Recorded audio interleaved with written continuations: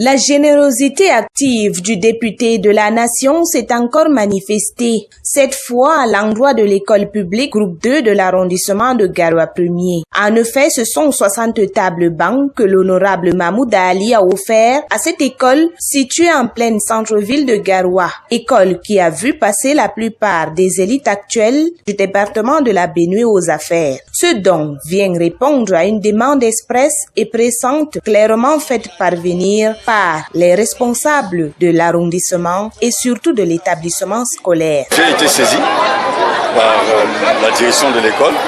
Ils avaient besoin d'un certain nombre de matériel, mais le plus important, c'était les tables bancs. Ils m'ont fait savoir que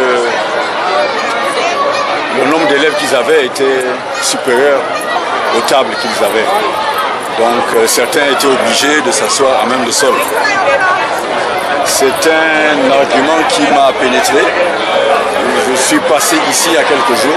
J'ai effectivement constaté que certains élèves étaient assis à même le sol.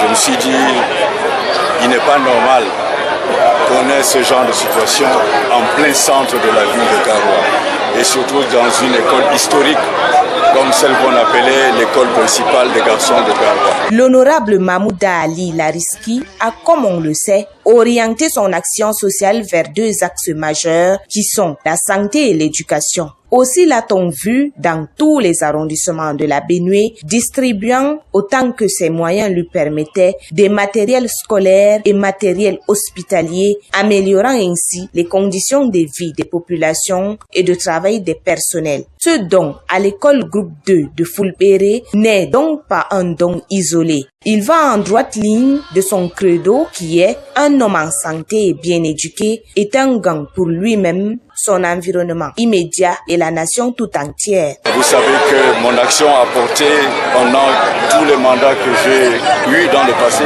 mon action a porté sur l'éducation et sur la santé. Parce que j'estime que ce sont deux facteurs qui sont favorables pour l'épanouissement. Vous savez, les résultats en fin d'année dépendent des conditions dans lesquelles vous avez travaillé. Quelqu'un qui travaille à même le sol et celui qui est assis vont probablement ne pas donner les mêmes résultats.